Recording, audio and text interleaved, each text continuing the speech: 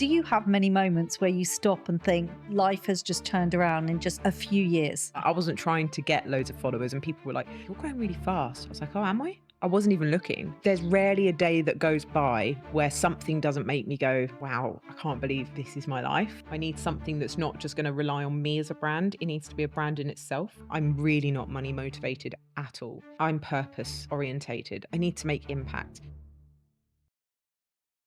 Today, you've got front row seats to my conversation with Leah Turner, or LinkedIn Leah, as I like to call her. Leah is the founder of the Holt, a small business community platform which now has over 550 members. She talks about how she's grown her membership, what's been most effective for her, and also the boundaries that she's put in place that allows her to prioritize her family and have more time for herself, and also the fact that what she's motivated by is not money. Welcome to Don't Work Harder, the business show brought to you by Atomic, and I'm your host, Suman Randhawa. This is the show where we teach you how you can take huge leaps in your business, not just by working harder, but by working braver. Leah, lovely to see you. Thank you so much for coming in. Thank you so much for inviting me. Yeah, it's exciting to have you here.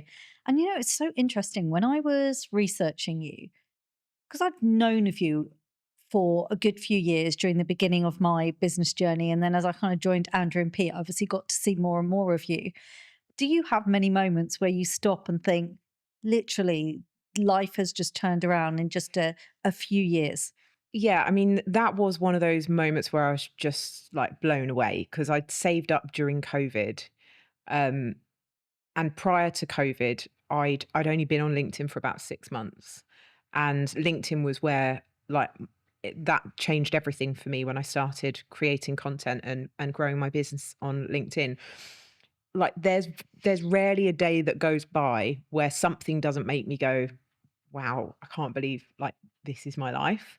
I can't believe how different everything is." Because it's been like 6 years since I first started posting on LinkedIn, about 5.5 since I completely pivoted my business. So about 10 months after I pivoted my business that I first hit six figures, and I wasn't living a six-figure lifestyle. So I Yeah. was squirreling money away because I knew my goal was I want to buy a house because my son and I had he was 4 when I first started posting on LinkedIn, and we lived in 5 or 6 different houses at that point. Wow. Not because there was anything wrong with us. We Yeah. just rental market Sure, is yeah. difficult. We'd been moved on from, a landlord wanted to sell the house. There was a slug infestation and a boiler broke and the landlord wouldn't replace it. And that instability it didn't work for me. And I thought, right, I really want to give us somewhere that's our own.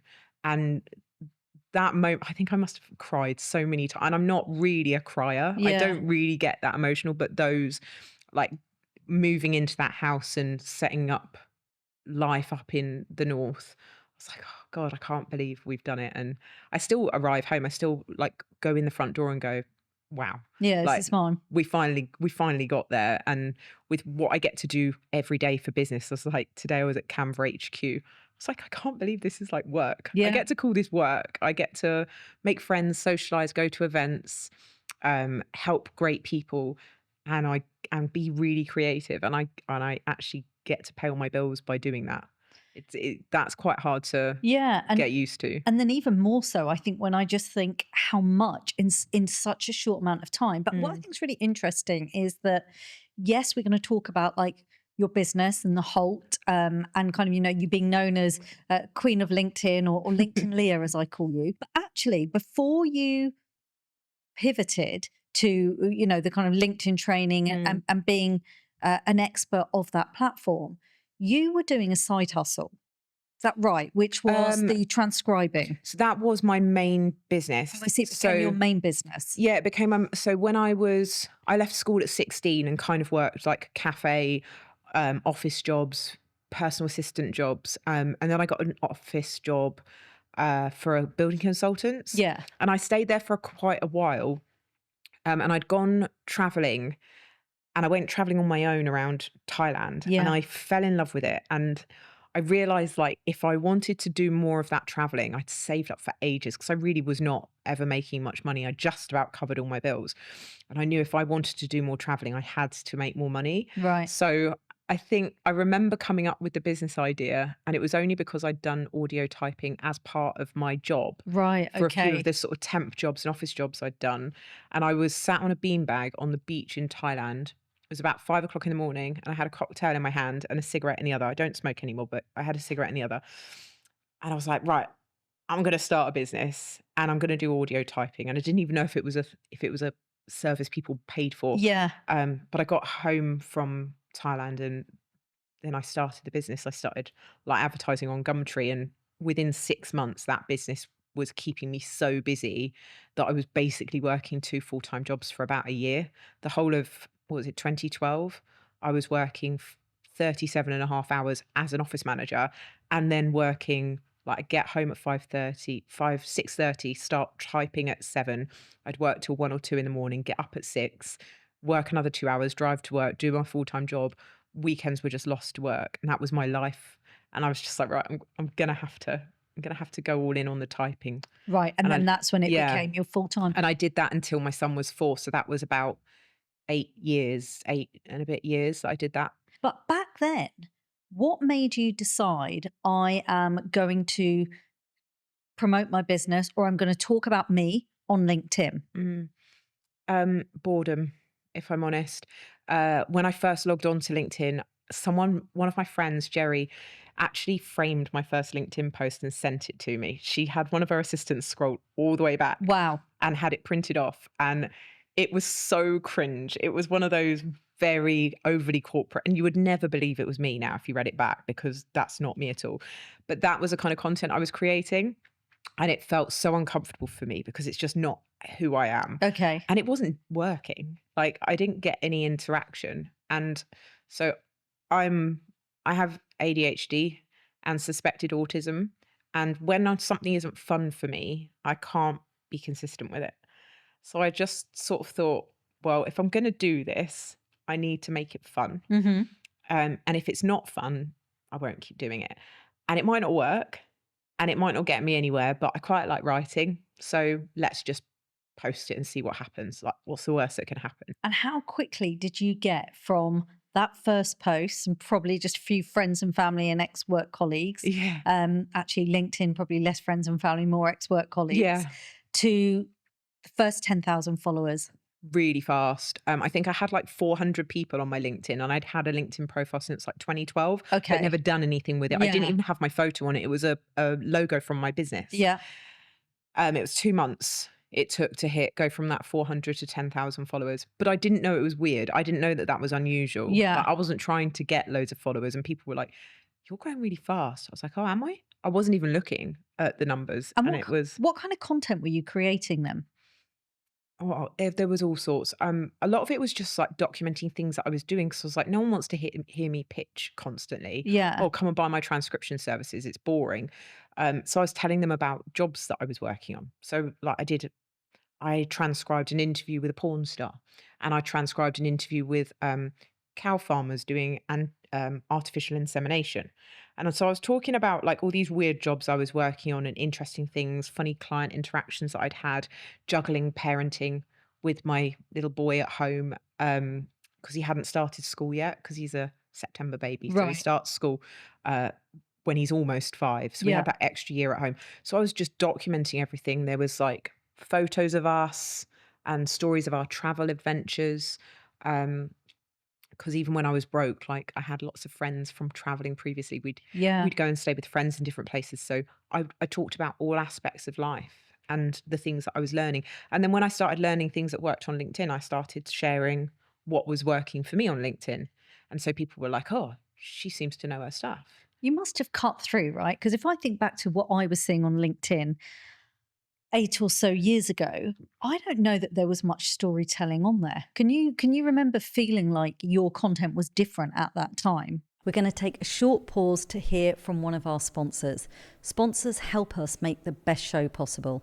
Don't Work Harder is sponsored by Constant Contact, the digital marketing platform built with small business owners in mind. With Constant Contact, you can grow your contacts list, send out more emails, organise social media and events, and simply get more done with their advanced automation tools. It's everything you need to grow your business, advance your automation, and attract more of the right customers all in one place. Visit constantcontact.com to get started. Can you remember feeling like your content was different at that time? There were people that I was seeing who were being a little bit less suit and tie. And that kind of started to give me the confidence that actually, although I don't look like them, because they all still looked fairly corporate, I could probably create content that was better than theirs. Yeah, Um, but I think that attracted a lot of people who had maybe hidden their own tattoos or their right. own Yeah. alternative lifestyles and likes, and definitely drew the right kinds of people to me. And that's so true, isn't it? Because I think that's one of the things that I've learned about social media is that when you get in the right, I'm going to say the word algorithm, but when the right types of people and feed and content is fed Yeah. to me, then actually it can feel like it's a really positive place to be. I think people get LinkedIn wrong all the time because they think when they log on to LinkedIn, all they see is I'm thrilled to announce this, and it's not thrilling whatsoever to Yeah, anyone so other true. than that person. Yeah. Or it's like company adverts or pitches or reposts of boring things, Yeah. and they think that's the sum of LinkedIn. Yeah. But it's I always compare it with clients. I compare it to like walking into a restaurant. If you walk into a restaurant and expect the chef to prepare you your favorite meal, when the chef knows nothing about you, then it's impossible. You're not going to get something that you love. But when you go onto LinkedIn and you start engaging with content, you're effectively telling the chef what I like. I don't like this and I do like this. By Hmm. engaging with content you do like So and not true. engaging with stuff that you don't. And then the algorithm knows what it wants to serve you, because the whole point of the algorithm is to keep you there as long as possible. Mm. Same on every social platform. So the more you feed it information on what you're interested in, the more it can show you more that you're going to like and will keep you there longer. Yeah. And obviously, you've got like a business that has scaled. You serve hundreds of people through the community membership that you have now. Mm. But when you were first posting, so I can definitely get and understand why your content was going to get traction, you were going to get noticed, you were memorable, Yeah. you're obviously a great storyteller. What was that transition from creating content to your reach actually starting to make you revenue? I think I remember around Christmas 2019, so before COVID, people had been messaging me quite regularly, asking me how I was doing what I was doing on LinkedIn. Okay. Um, And what did they mean when they said how you're doing how what you're was I doing? getting so many followers and how was I getting so many clients? Because when I Right. got a new client, I'd post about it. I'd be like, oh, got another client. And I had about 100 clients from LinkedIn in the first 6 months. And that was for my transcription business. And I had people messaging me saying, I don't even need someone to do transcription, but I'm trying to find a way that I can work with you because I want to work with you. Because they liked that I was a solo mum. They wanted to support what I was doing. They got an idea of the kind of heart and mission behind, who's not going to feel a little bit of like, I guess, I felt like a bit of a little sister to LinkedIn. People wanted to see me win because they saw me working hard for my little boy Mhm. and that I was doing it on my own. And they kind of got behind that. And so even when they had no reason to hire me, they were trying to find reasons to hire me, which was really flattering. But then I started thinking, well, maybe there's something that I can do that more people can hire me for that isn't quite so niche. And I had like 5 other mums that were working for me at that point because I couldn't deal with all the work myself. This is for the transcribing Yeah. business. And up until that point where you took the pivot, what was proving most effective in terms of getting those clients? So, was there a call to action at the bottom of your posts? Like, how were you getting the clients? Um, so my headline on LinkedIn under my name Yeah. was fast, efficient transcription for Okay. So, building you're super consultants. clear about what you did. And I was connecting with people in that niche Okay. a lot. And then obviously I had a lot of other people messaging me and connecting with me and following me, which I didn't have control over. Obviously, people can follow from anywhere. So I had the right people in my network, but then I had all sorts of other projects coming to me just because they'd come across my content, and they liked me. I think that was the key, was that not everybody liked me. Don't get me wrong. I had plenty of people that did not like me, Mm. but I had a lot of people that did. And so they were acting like a mouthpiece for me. Even if I wasn't reaching those people, the right people were saying, "Oh, do you know anyone who does this?" And they're going, "Yeah, Leah." I was getting tagged in other people's posts all the time. "Yeah, Leah does this." So it just spread like wildfire. And I love that because that's another really powerful reminder. So, one, it sounds like actually your content was incredibly magnetic because a lot of stuff was incoming, but you weren't so subtle that people didn't know what you did. Like No, you that said, it was clearly tied into yeah, your work. I would be for example, there was a photo of me with my son on my lap, and we both got our hands on the keyboards, and I'm Yeah. like starting him young, he's following in his mum's footsteps. And I'd be talking about like being up late trying to finish a project that I was working on for somebody, or the story of me while pregnant hiding my pregnancy, and I went down to London and collected 16 A4 folders of copy typing that I was going to be doing for somebody. So everything that I was talking about always alluded to what I offer as a service, but it wasn't me pitching people. So everybody knew what I do. I still get phone calls now, 6 years, 5 years after I closed the business, from people who kept my number. Wow. Do you still Wondering, do it? I'm like, no, no. It's, oh, I've moved on. but I know some people that do, Yeah. so I can still refer them. What is it that stops people? Why are more people not creating content? Because when I sit down with people like you, I'm like, okay, this sounds like a great strategy for building a business and getting clients. So, what stops Mm. people? So there's 1 billion people, over 1 billion users now on LinkedIn. Yeah. But people, I think LinkedIn's own marketing is pretty shocking. I don't think they really reach the right people and really convey how powerful it is as a creator Yeah. platform. I think they're trying, Mm. but I think they're failing a lot of the time. You're right. It's around 1 to 2% of the people that actually have LinkedIn profiles are actually creating content. So if you're not creating content on LinkedIn, you're still in the minority of people when you start, Mm. which makes it easier to get seen. It's getting harder. People are starting to catch on to it. But I think people don't post because a lot of people feel the fear because they're employed and they wonder what their colleagues are going to think, That what fear their of boss is. judgment. What if I say the wrong thing? What if it's going to stop me getting a job? What if I lose my job? What if people laugh at me? What do I even say? What have I got to add to the conversation? Mm. I'm not an expert. This is only for experts or, you know, the hustle bros. No one sensible posts on LinkedIn. It's just got a rubbish reputation. People still think of it as like that beige, awkward networking event that you don't want to go to, but your boss forces you to go. They don't see the side that we see. So, do you think that there's more founders that post than people who are employed?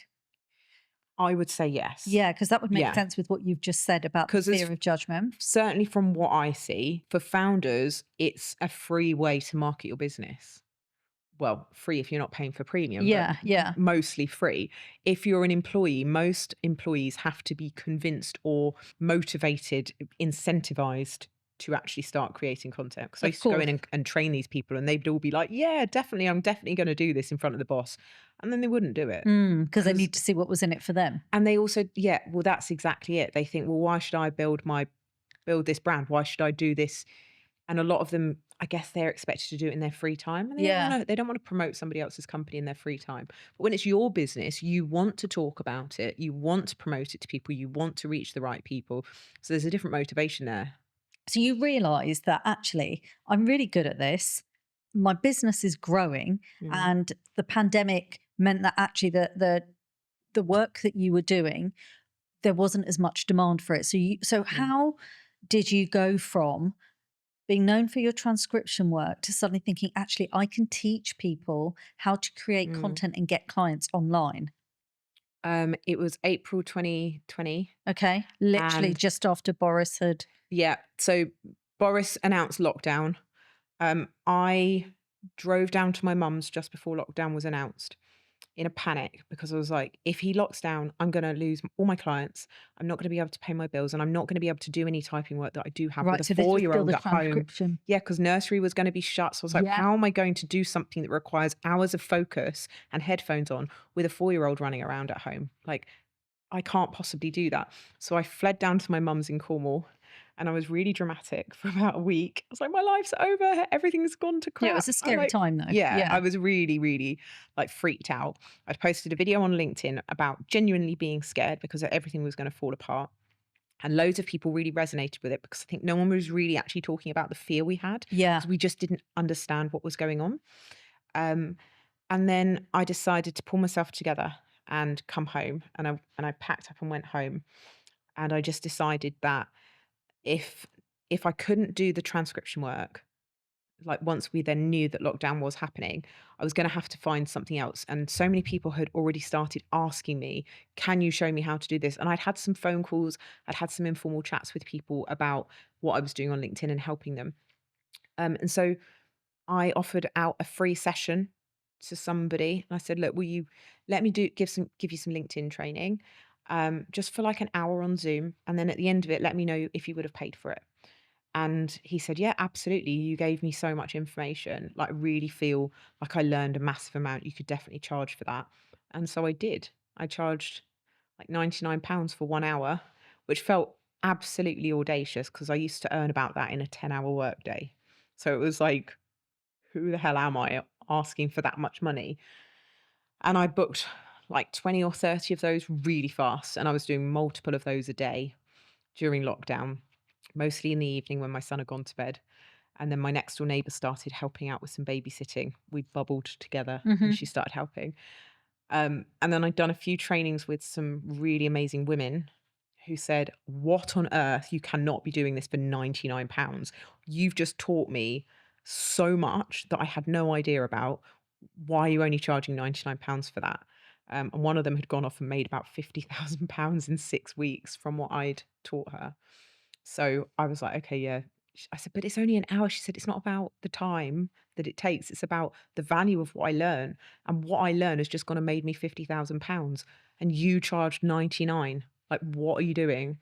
And my mindset started to switch at that point, and the price started going up a lot. And how did you decide what the prices needed to be? Because your one-to-one work, I mean, the last time I kind of researched it and looked it up was what, 1.5, 2K upwards, yeah, to do that same amount of When time? I stopped, it was 2.5 plus VAT for 3 hours. Okay, so you went from Yeah. 99 to 2.5 plus VAT in what, literally a number of like 3 or 4 years. Less than that, yeah. And how did you know when to change your price and what price it should be?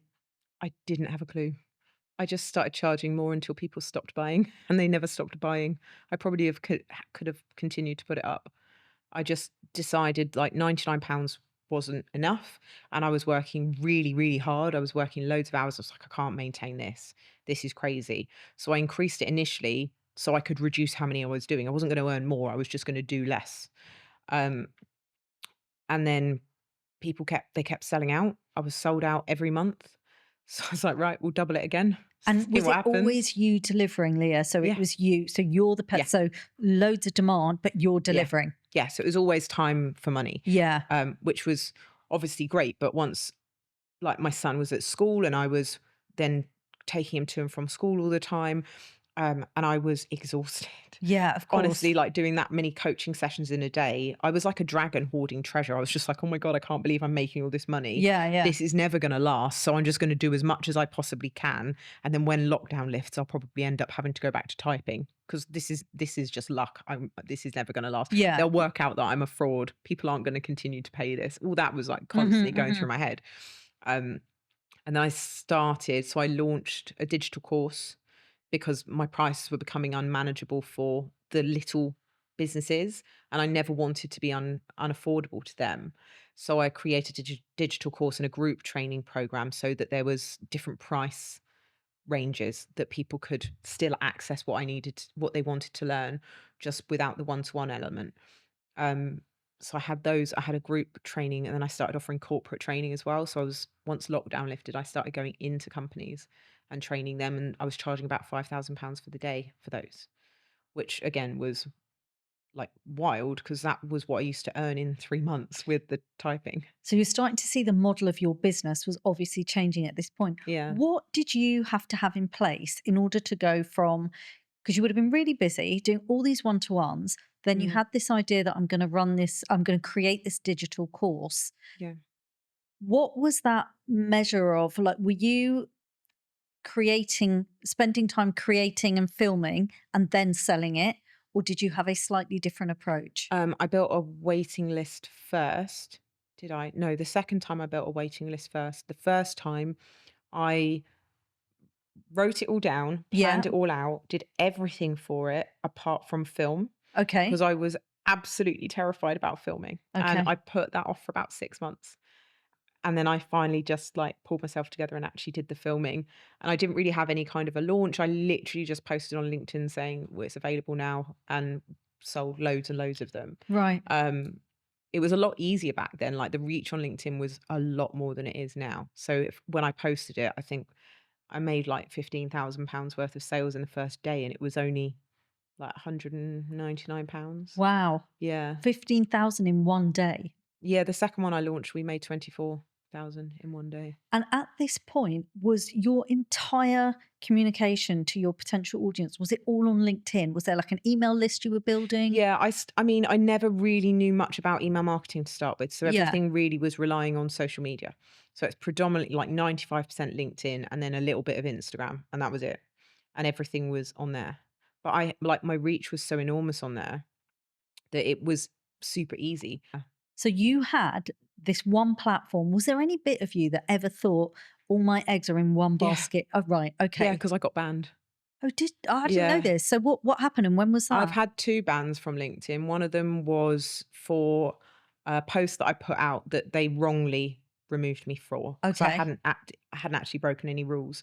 It just flagged the automation. The second one was because I had a rainbow emoji in my name. Well, they locked me out of my account, and it was just like you have to have your legal name, so you have to take the emoji out and then you can come back on. So I took the emoji out, went back on, and was outraged. So I went onto the government deed poll website and legally changed my name to Leah Rainbow Turner.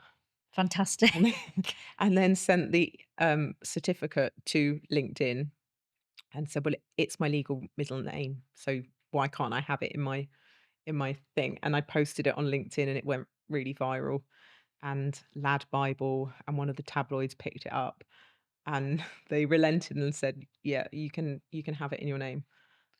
And So did you on the back of that think, right, I need to have something else running in the background so that yeah. I'm and what did you Yeah, change? I started a new Instagram account around that time Okay. to grow because I Yeah. knew I needed a backup, and I started an email list. And I think about a year and a half ago, I probably started a Facebook. I switched my personal Facebook to like one that I was using for business, so I archived all the old stuff that I didn't want on there. Um, and that was when I sort of started thinking, like, I can't have a business that entirely relies on a single Yeah, platform. one platform. Yeah. And that was part of, like, the original thoughts behind when I started the Holt. I was like, "Well, I need something that's not just gonna rely on me as a brand. It needs to be a brand in itself so that it's bigger than me." Because at the moment, I'm in a very much a gilded cage, but I am in a cage where Hmm. unless I carry on creating content and I carry on being the face of everything, I haven't got a business. So that was one of the factors that played into me starting the Holt. And there's a couple of things there that I wanted to ask you about. So, one of the things that I hear people saying a lot is even if you don't have a future vision of selling, always set up your business. I've heard a few people who've come in here say, set up your business as if you were going to, so that Mm. it's not entirely relying on you. And it feels like there's like some of those shifts Yeah. there without you necessarily having planned it. I think it's reasonably fair to say I've not really planned anything over the last 6 years. It's been Okay. very, like, follow my nose as I go and Yeah. figure it out on the way. Um, but yes, I felt the wobble there when I'd been banned, and I thought, well, I knew some big creators that had lost their accounts and had been gone for months, and it really obviously affected their businesses. And I was like, I can't be this vulnerable. I've got to have something that is bigger than LinkedIn, bigger than me. Not bigger than LinkedIn as a company, obviously, Sure. but doesn't just rely on LinkedIn. And that, among other factors, all led me to go, well, like, let's start. If I want to start a community, but I'm not going to name it after me. Yeah. And I'm going to assume that one day I will sell it. I have no plans to ever sell it. I Hmm. love it, and I, I am integral to it. and I plan it to stay that way. But like you say, I started thinking strategically, like I have to build this as if I were going to sell it one day, so that that's always an option because you just never know where Yeah, life's going to take exactly. you. So when you set up your community membership, it wasn't because the model you had wasn't making you enough money No. in your business. Mm-mm. It was it because you were, well, in fact, you tell me, what was the biggest factor alongside I don't want to just be putting all my eggs in one basket? What was the big driver for you? Um, it's going to sound incredibly privileged, and I'm well aware of it. But as nice as it was being able to charge thousands of pounds for my time, I always felt like I was like clopping around in my mum's heels. Hmm. And it never quite felt like the right thing to do. It was very nice. And don't get me wrong, like it's given me some brilliant things. And I'm really glad that I got that experience. But it also taught me that I'm really not money motivated at all. I'm purpose orientated. I need to make impact. And I don't need to charge thousands and I don't need to earn millions to do that. And I don't have any aspirations to be a millionaire. It Hmm. doesn't really interest me. Um, what I wanted to do was to be able to help people more. And I wanted to help people that were like me when I was a transcriber, who didn't know what they were doing, who was struggling to figure things out in business, who didn't have any confidence. And so I knew from LinkedIn training that I've been working with people who are really good at the thing that they deliver. Like maybe they're a life coach and they're incredibly good as a life coach, Yeah. but they don't know anything about marketing or sales. They don't know about email lists. They don't know all the stuff that I didn't know about. And I thought, but I know all those people. I'm connected with those people. I've trained those people. What if I could be the middleman where these people can have access to the experts without having to pay $300 a time for their courses? Yeah. Where I know that they're verified, genuinely brilliant people, Hmm. not people that are very good at marketing but Yeah. selling you absolute guff. And I can bring these people into a space where I can sell membership to these people at a low cost and they get exposure, they get education, and I'm just paid as a middleman. And I thought that way, I mean, they'll eventually get results on LinkedIn, but it'll be a lot quicker if they've got a good website that they can build themselves and Yeah. they've got a lead magnet and an email list Hmm. and they Hmm. actually know how to hold a sales call. All of that's going to lead to much faster sales than just relying on their LinkedIn presence and algorithms. So it all just sort of started to piece together in my head Mm. over about 6 months. And I thought, well, I can't do LinkedIn training forever. I'm traveling all over the place. I'm exhausted all the time. I'm working round the clock. Um, and yes, making loads of money, but I'm not happy. It wasn't fulfilling. The charity work that I was doing was fulfilling me. The results that the small business person was getting off a free message I'd sent in the DM saying, "Hey, why don't you try this?" And they've Yeah. tried it and gone, "Oh my God, I just got my first client off the back of it. That's actually paid the mortgage this month." Like that was the stuff that was lighting me up. Mm. So so that's why I stopped LinkedIn training. And what did you need to do in order to get the Holt set up? So what can you remember? Like, did you have to change the support you had around me? What did you need to build? To start off with, we were quite rudimentary.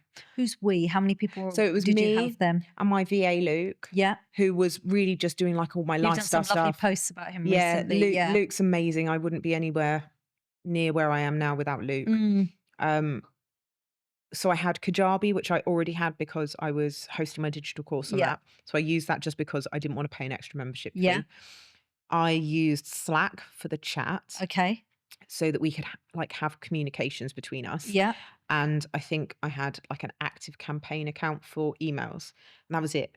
And then I built a waiting list and started talking about what I planned to do with it. Yeah. And I lined up some masterclass hosts for the first few months so people knew what they were going, if I'm about to sell a community, there needs to be something inside Yeah. the What's community my for them. deliverables? Yeah. So I was hosting LinkedIn clinics and I had masterclasses lined up. So it's like the minute you get in here, these are all the things that are coming up. I sold 100 founding member spots in 4 hours. Then we shut the doors for 2 months so that we could figure out anything that wasn't working very well. Yeah. Make sure that the onboarding process was really good and everything was working. And then we opened it to another 50 people and that sold out in half a day. And then we kind of left the doors open off. We shut for a while and then it was like people could come and go. And how do you manage that many people? Because that's thinking about like our energy and our mind, like Mm, I'm imagining a community manager must be a really important role mm. in that. But what would you say are the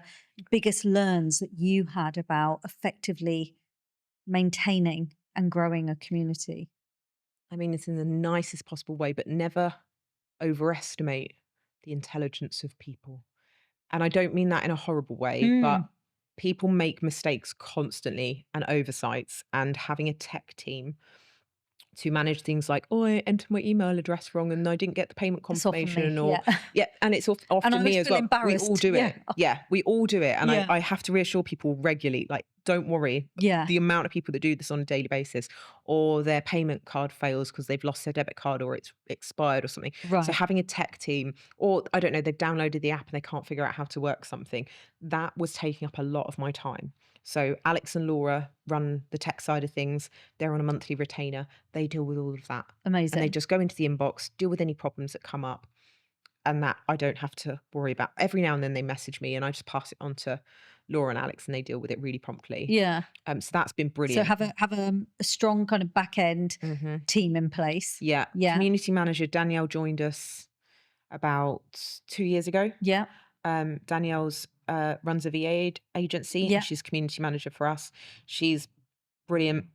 She's in there every day responding to questions, tagging the right people in for different questions that people have asked in the community, scheduling events, booking guests in, etc. So she does a lot of that.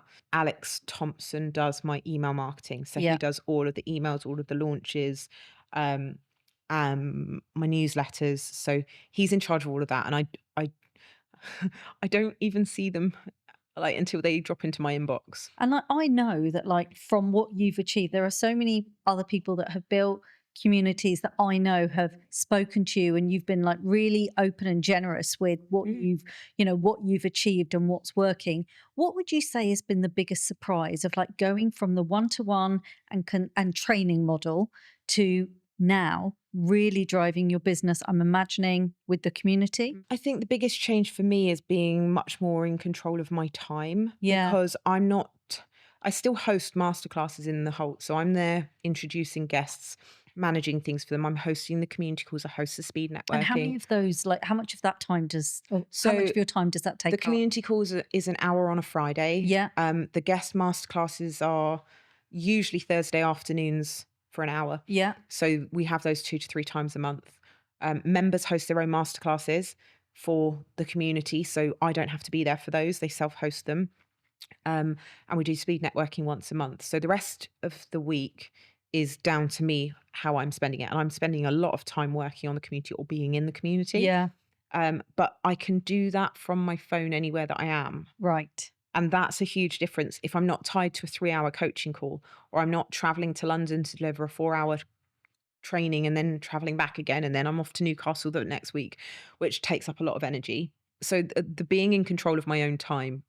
And I think the sense of fulfillment that I have from the community, because I feel I'm like Mother Bear to over 500 people. The biggest change to my life has been the control that I have over my time and energy. Hmm. That's the positive. I think the negative is probably the boundary blurring. I was just going to ask you about boundaries, actually. Yeah. Yeah. Yeah, it is tricky because I've developed such close relationships with a lot of the community members, Yeah. and it can be quite tricky to maintain boundaries and remind myself that I can't possibly nurture 500 friendships and be there for everybody as much as I would want to be. So if I'm getting like messages very early in the morning from them on my personal WhatsApp, Hmm. or if all of them did that, I would lose my mind. So I have to be like, no one can do that. And also things like I've had members, quite a lot of members ask me to do things like sponsor Yeah. events, promote things for them. I'm like, I can't do that for 500 people. And if I'm going to do it for one, I have to do it for all. Otherwise, it's not fair. So I have to be quite, it hurts me to do it because I hate saying no to people that I Yeah. want to help. But I have to be realistic. I cannot do that for everybody. And if I say yes to one, then everybody else will expect that. And I can't possibly do it for everybody. So how do you decide whether something is a yes or a no? What's the question you ask yourself? Um, in general, Yeah. is it going to bring me joy Yeah. or something good for me? Yeah. Is it going to bring someone I love joy Yeah. and something good for me? Or is it going to grow my business in some way or improve my life in some way? And if it's not going to do any of those, I try to say no. And how do you say no, Leah? Like, is I there? make Luke do it. So you make. I was gonna, it's No, not funny that I was always. going to ask you about Yeah. boundaries because it's so difficult. And what you just said about WhatsApp there, I don't have a business phone, so you have friends who then might become clients, or you have clients that might end up in WhatsApp groups Yeah. with you. And I find it really difficult after a little while to say, can you not message me on WhatsApp? Yeah. So is there, and what does Luke say? How does Luke do it? If it's my personal WhatsApp, so there's an example, and I don't, if the person that this is about is watching, this is not a personal attack, but I had a message at 6:30 in the morning and we'd been at an event. We were all having these group WhatsApp chats for Ideas Fest. And then following the event, I'd had a few of them asking me questions, and one had called me on my personal phone out of the blue, and one had sent me a message very early in the morning. Right. And it was literally just like, I hope you have a lovely day and you're feeling better message at 6:30 in the morning. But I was like, for me, that's a boundary crossed, and not that person had not done anything wrong, but and for me it was a about boundary. how it felt for you, because I'm waking up and the first message I'm seeing is from a client, Of course. a client that feels more like a friend, but I have to have that boundary in my mind, because if all of them were to become friends, That's I a do lot of not messages. have the emotional bandwidth to support 500 people. And I had one call me the other day out of the blue, and I was in the middle of something and I had to sort of say, I don't actually have the time to give you right now. But also I have to remind myself that they are clients, and if they want my time one-to-one, that is actually a paid service. As friendly as we may have been and we may have interacted socially, I have to put something in place there. And it's really, really tricky, because the people pleaser in me just wants to continue to give. Course. But the businesswoman in me says, and the mum in me says, you've got to stop, because every bit of energy you give to people who aren't giving you money, or it's not giving you anything, and it's draining my energy, is taking away from Dexter. So when we think about like the community you've got now, right? Yeah. Obviously, you are leading the way with what you have built and what you have achieved, and you are shaping this incredible business. What's been the last time that it has felt tough? Well, last month was tough. Yeah. So my son didn't go back to school until like the 9th of September. Okay. Or 8th or 9th of September. And the very next day I was going down to Ideas Fest. And that was like 3 days out of my schedule. And it was very social heavy. And I'm someone who has a limited social battery. So it was and I love to bring the energy when I'm with people. So that was very energy draining. And then it was my son's birthday the week after that. So there was a party and all of that going on. And then the week after that, there was an event in Bristol that I was going to, and I was just wiped. Right. And it'd been the end. My son's off school for 9 weeks over the summer. So I was juggling all of that. He'd finally gone back to school. And so it was an avalanche of work, launches, speed networking going on, so much going on. And by the end of September, I was like, I can barely speak. I'm so drained. I'm so exhausted. And there wasn't ever a part of me that thought, I want to give all this up. But there was parts of me going, I am just don't have anything left to give. I'm tired. I need to rest. And I don't really, like I said, I don't get the opportunity to rest like other people rest, because there's no, dad's going to take him Of course, yeah. And for the weekend. Yeah. I'm a 24/7 mum with a son who plays football 5 times a week, and there's a lot of traveling. It's an hour round trip to school every day, so it's a lot. And so what do you do when it felt tough? What were you able to do with the business that you've now built for yourself? I took a day with a blanket on the sofa, and I'd taken Dexter to school. Sounds good. And then spent the day on the sofa, and I still had to get my laptop out a bit. But I had a rest, and then luckily his football had suddenly been cancelled at the weekend, so we had quite a chilled weekend. And that helped. That brought me back to life a little bit. And I think there was some other stuff, business decisions that had been weighing on me, right, which I managed to sort. And that was a really big relief. Hmm. And that definitely lightened the load a lot. And the next milestone, Leah, what would you like to see for yourself and the business? Let's say for your business, not for yourself. For the business, I want to get us to 750 members, Okay. because we're going to shut the community when that happens. We're going to not let anybody else in, capping it completely at 750. And in what time frame would you like to achieve that? I think give myself 2 years to Okay. reach that. And at that point, my son will be in secondary school. Yeah. There will be a little bit more freedom for me. Yeah. And there are other things that I want to pursue that complement the Holt. And I think once we reach that cap, it will be easier to keep people in, because you won't be able to just rejoin if you leave, because there will be a waiting list, Right. and it will be a one in, one out kind of situation. And when we reach that, I'm like, right, I know what's next, have it in my head, and I know it's something that's really scalable, but I don't want to rush, and I don't want to do it while Dexter is young. Yeah. I'm very much focused for the next few years on coasting, in inverted commas. Not looking to grow massively. I'm not looking to take on any other big exciting projects. I want to enjoy the last few years of my son thinking I'm cool and wanting to hang out with me before he becomes a grumpy teenager that thinks mum's deeply uncool. Yeah, those So, teenage years. Yeah. Leah, what I would love to ask you, so we like to do a couple of things, which is, one is the atomic clock, where it's like 60 seconds to answer a question. I'd love to do that with you, but before you do that, I want to ask you a penultimate question, which is just about content creation. How often do you now create or post content, I should say? Most days. Yeah? Yeah. Do you feel a pressure to create content 7 days a week, 5 days a week, whatever your minimum is? I didn't post yesterday, and then I posted twice today. So I think, like, for me, it's when I think of something I want to say.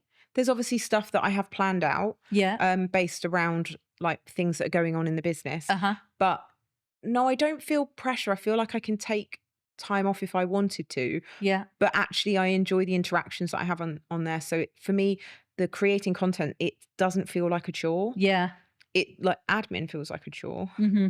The admin side of things, and sales calls and things like, not that I very rarely have to do those, but that can feel a bit of a chore. And the deciding which masterclass hosts are coming in, and I don't like doing all of that stuff. I mean, Yeah. I do it and I like having them in, but the actual, like, making The decisions, logistics, yeah. but for me, creating content isn't a chore, and I know my audience so well that I kind of always know what they want from me anyway. And what works. Yeah. Bearing that in mind, then, I think I've decided what my 60-second question for you is Oh going my to be. God. So I'm going to ask you a question. Okay. And then 60 seconds, just top line, what would you say? So I think the question that we'll have for you is, imagine one of our audience has come to you and said, I don't feel like I am as memorable or as visually memorable as you. Mhm. What could I do to make myself more memorable and more noticed on LinkedIn? And you had 60 seconds. What would you say to them? Firstly, you need to show up relentlessly, Okay. because your name can become familiar and make you stand out, I think. And you don't have to be somebody that's visually different to stand out, but there's something that's unique and different about everybody. Mhm. So it's discovering that thing, like, what do your friends say about you? What do they love about you? What do Yeah. people say is something that they always think of when they think of you? And then double down on that. And it could be that you're funny. It could be that you're kind. It could be that you've got a complete obsession with Star Wars and you bring that into your content. But if it's something that differentiates you, whatever that thing is, you're not going to be the only one. And there's going to be other people out there that connect with that. And that can be something that you use within your content and your comments and everything that you're creating to make you stand out. And there's so Amazing. many examples on LinkedIn of people that have done that really, really well. Mm. And you would never think they're wild, outrageous people, but they're memorable. And again, it's that consistency and resilience that keeps coming through. Thank you, Absolutely. Leah. Our closing tradition. Thank you for an incredibly interesting conversation, and My pleasure. just so kind of like, so openly taking that on the journey. And one of the things that I love to ask, one for myself, but two, because I think the audience just really loves connecting with what people are doing outside of business. So my final closing question for you is, what are you watching, listening, and reading right now? I'm not reading anything Okay. because I have zero time for Okay, reading. fine. So put reading to one side. But I am watching. I've just finished watching House of Guinness Okay. on, is it Netflix that one's on? Yeah. And I'm embarrassed to admit that I'm obsessed with Maths UK, Married at First Sight. Oh, I thought you Yeah. said MATHS. I thought No, she loves maths. no, Oh, yes, no, I Married have at heard. First Sight. I've never watched it, but I've heard it's very You good. don't get Is started. it addictive?